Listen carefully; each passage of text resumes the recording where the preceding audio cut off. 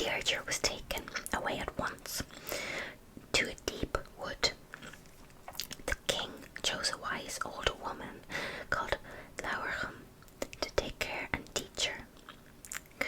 As Deirdre grew older, she became as beautiful as the druids had foretold, with long golden hair and deep blue eyes, but she was a very lonely girl. One day, Deirdre told Lauragh about a dream she had every night. I dream of a tall, dark warrior. His hair is as black as the raven, his skin as white as snow. He is fearless in battle. There's Deirdre and the warrior. Lauragh was worried as she knew this man. He is Neeve, one of the sons of Usnach. You must never mention your dream again. You will be married to King Connor very soon, she said. Deirdre begged Lauragh to send for Neeve so she might meet the man of her dreams. At first, Lauragh refused, but she hated to see Deirdre lonely and unhappy, and finally she gave in to her request. Deirdre and Neeve met, and they fell in love at once. We must go far away from Ulster now, said Deirdre. I cannot marry Connor. Deirdre, Neeve, and his brothers, Anla and Arden, set off. Together they travelled all around Ireland, but no one was prepared to help them because they all feared the anger of King Connor. Finally, they sailed to a small island off the coast of Scotland, and there they are meeting.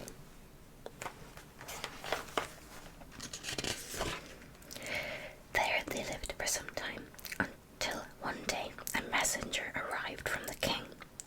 He reported that King Connor had forgiven them. Deirdre did not trust the message, but the sons of Usnach believed it. Reluctantly, Deirdre set off with them to Ireland.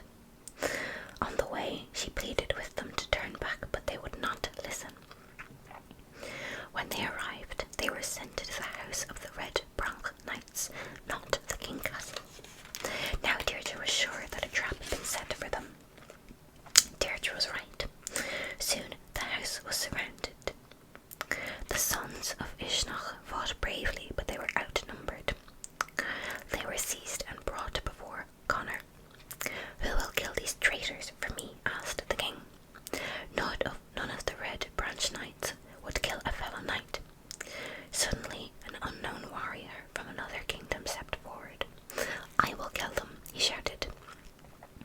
With one blow, he cut off the heads of the sons of Usnach. Deirdre screamed and fell dying to the ground beside the body of Neeve.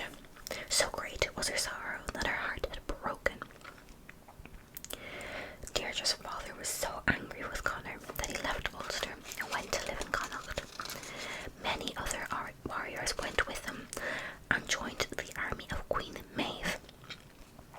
This army was later to fight bloody battles against the Red Branch Knights. So Deirdre did bring sorrow and trouble to Ulster, just as the Druids foretold.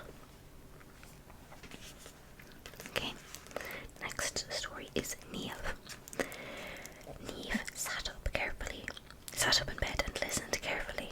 There it was again. She heard the sounds before, but this time she decided to investigate.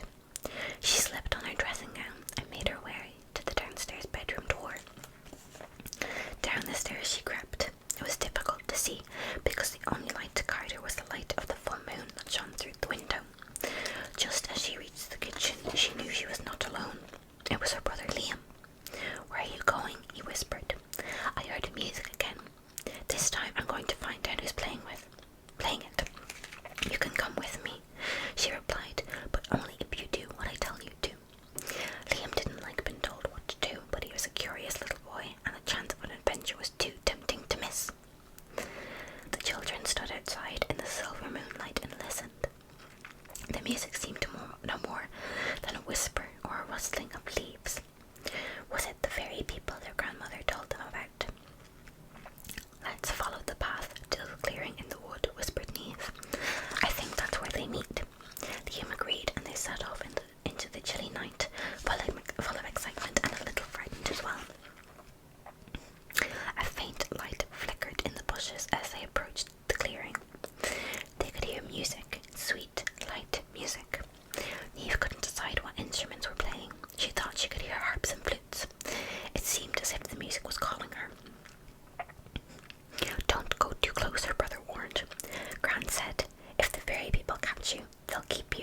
Quick, let's go home.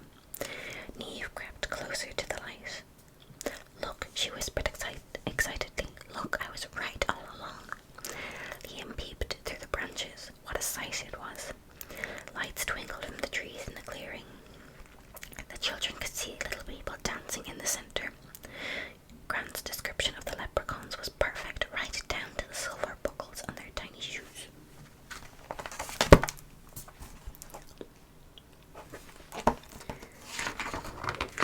A new dance began with a faster rhythm. The music seemed to call them to dance. Liam remembered his grand's warning to cover his ears. Neeve was spellbound. She began to move in time with the music. Suddenly, there was a flash of light, and Liam was blinded for a moment. When he opened his eyes again, he was alone and his sister had vanished. The search for Neeve went on for a long time, but there was not a trace of her to be found. Early one morning, many years later, Liam returned to the clearing in the wood. Although he now lived far away, he visited the spot where his sister disappeared whenever he could.